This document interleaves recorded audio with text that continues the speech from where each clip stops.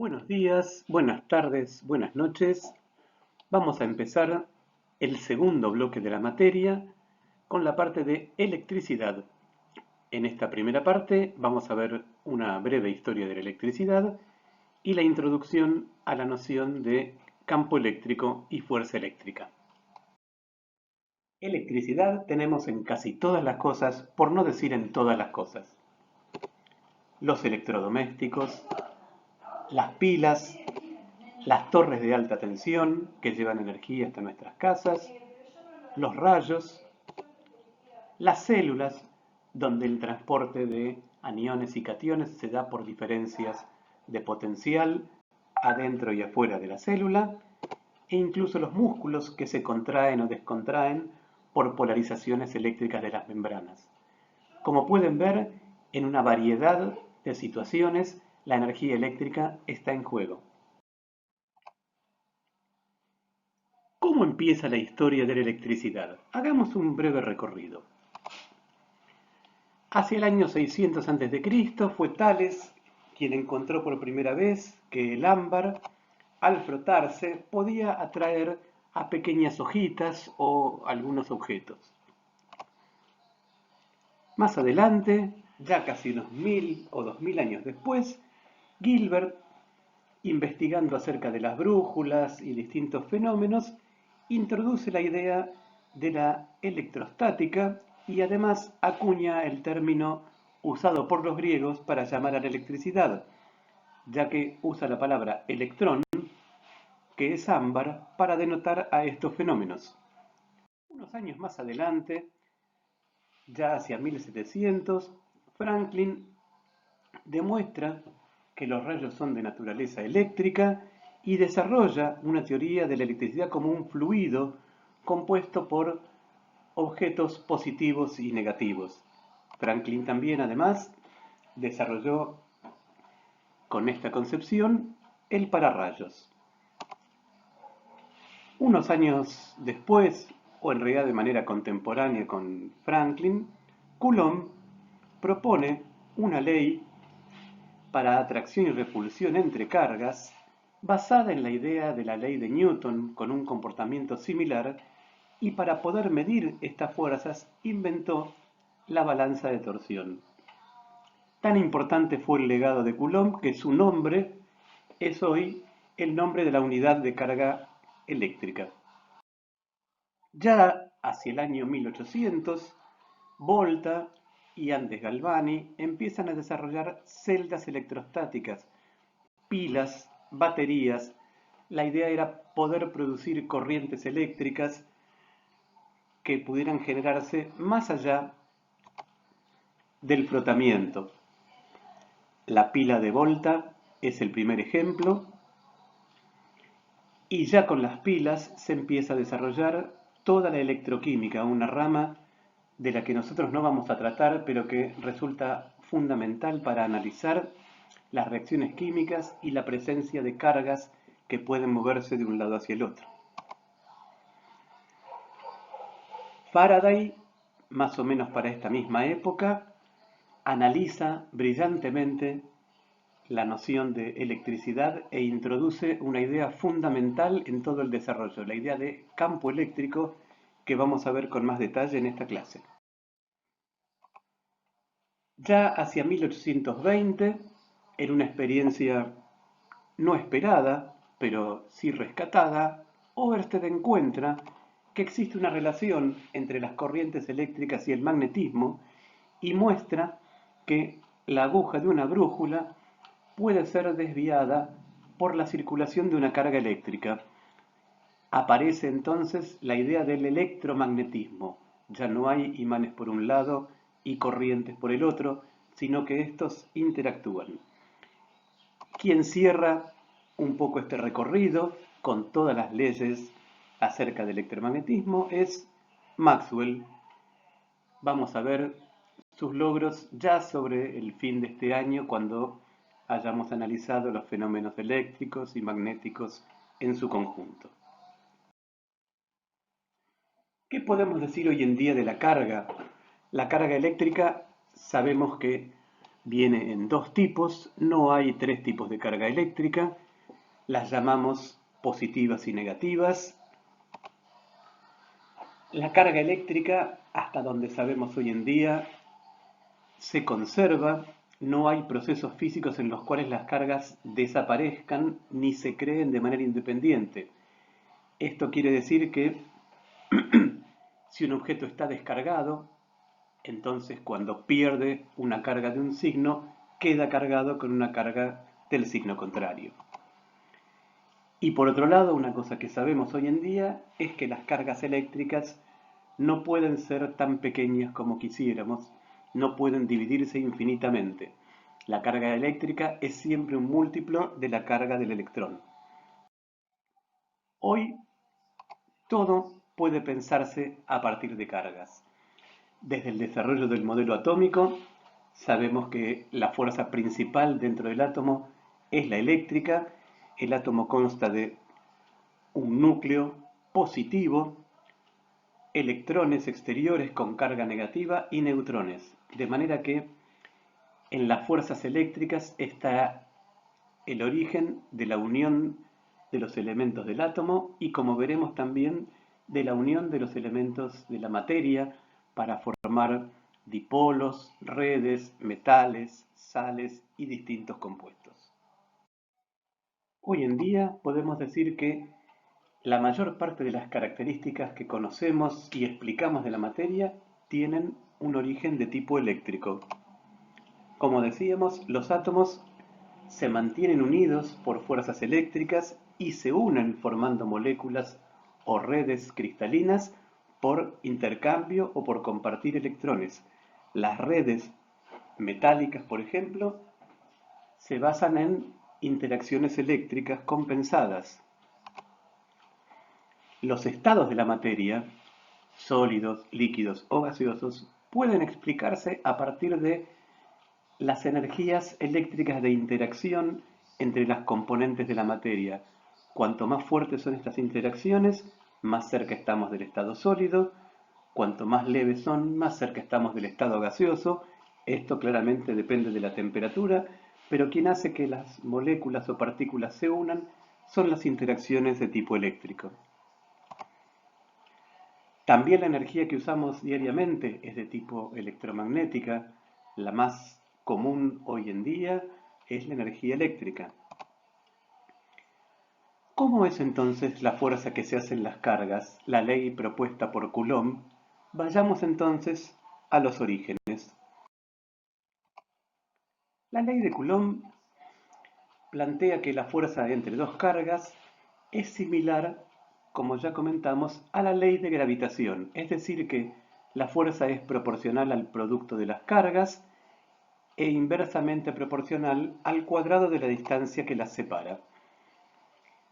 Las dos fuerzas que se ejercen las cargas son iguales y se pueden representar por una ley en la que la fuerza es proporcional a una constante electrostática por el producto de las cargas dividido la distancia al cuadrado. A diferencia de la ley de gravedad, esta fuerza puede ser atractiva o repulsiva, pero la ley que la guía es exactamente la misma.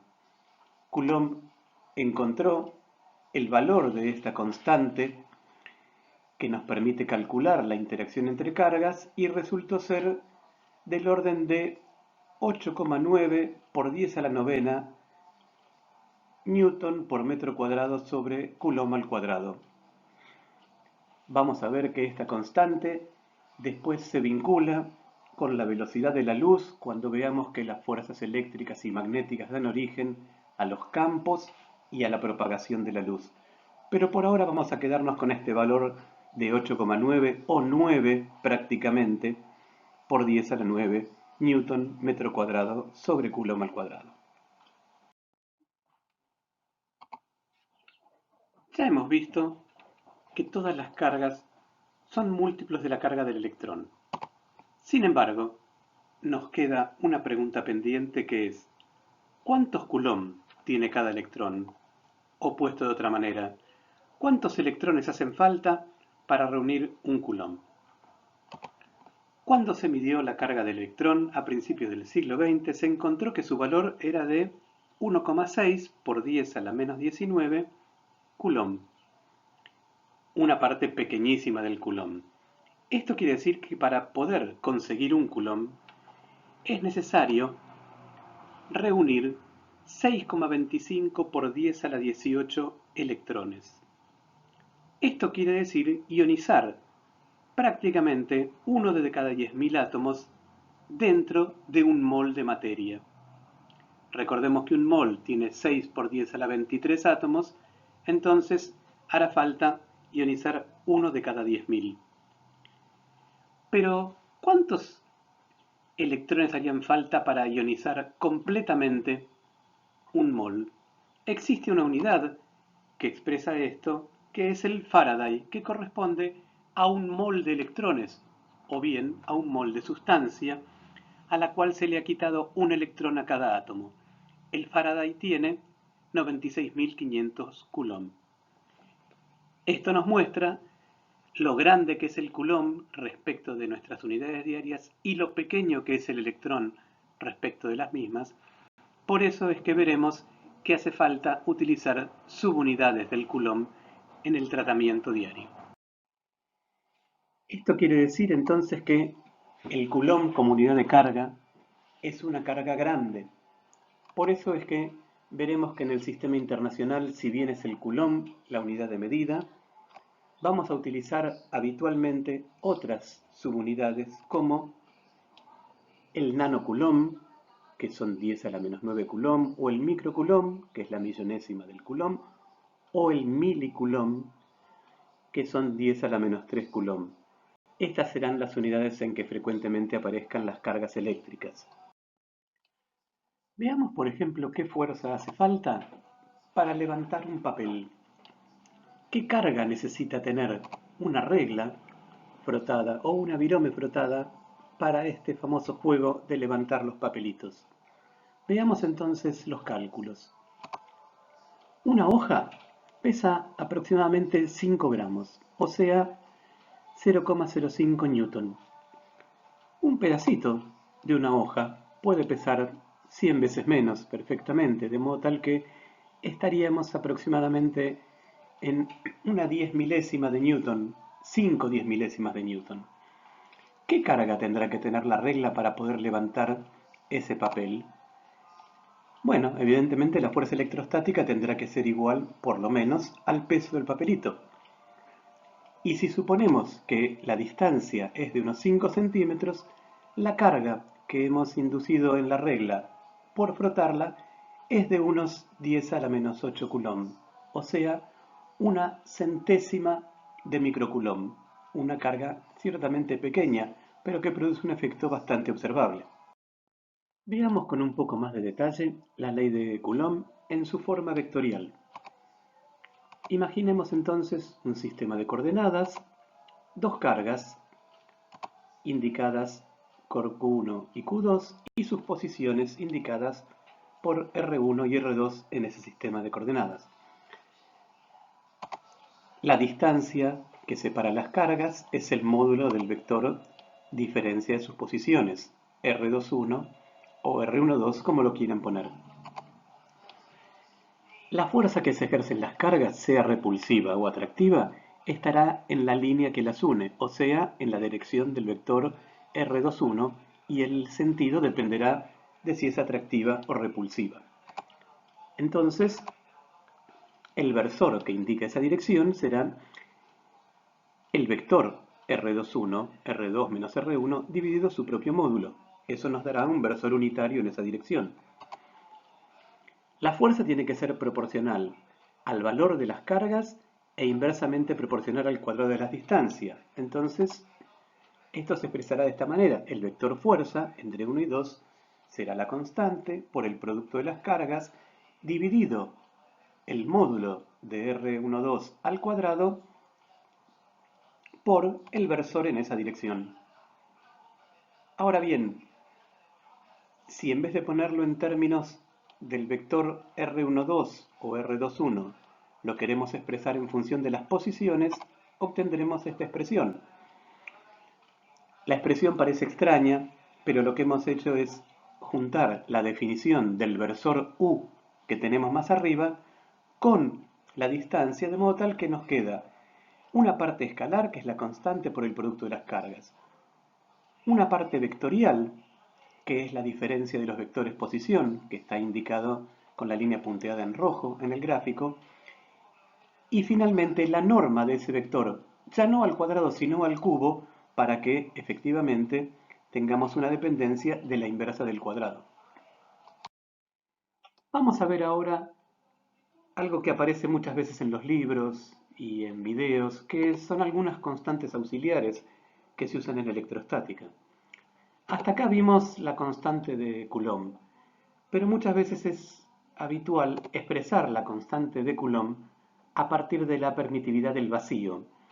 Como lo ven aquí, la constante de Coulomb se escribe como 1 sobre 4pi epsilon 0. Parece una forma rara de escribirla, pero van a ver que más adelante esta constante epsilon 0 cobra sentido. Si despejamos el valor de epsilon 0 a partir del valor de la constante de Coulomb, su valor resulta 8,85 por 10 a la menos 12 en unidades inversas de la constante de Coulomb. Ahora bien, si el medio en el cual dos cargas se atraen no es el vacío, entonces la interacción entre las cargas varía, disminuye. Puede ser que disminuya mucho o poco. Eso depende de cómo es la permitividad del medio. En general, la permitividad del medio se puede escribir como una constante kappa, que acá indicamos en rojo, por la permitividad del vacío. Quiere decir que cualquier medio de los que vamos a utilizar tiene en general una permitividad más grande que la permitividad del vacío, con lo cual la constante de Coulomb en el nuevo medio va a ser en general más chica que la constante de Coulomb en el vacío. De esta manera puede verse que la fuerza entre dos cargas en un medio cualquiera que no sea el vacío va a ser en general más chica con los mismos valores de carga y la misma distancia que si se hiciera en el vacío. Bueno, esto es todo por esta primera clase. Llegamos hasta acá. Ahora los invitamos a que lean el apunte y hagan los ejercicios para poder charlar con sus profesores en los foros. Nos vemos la próxima.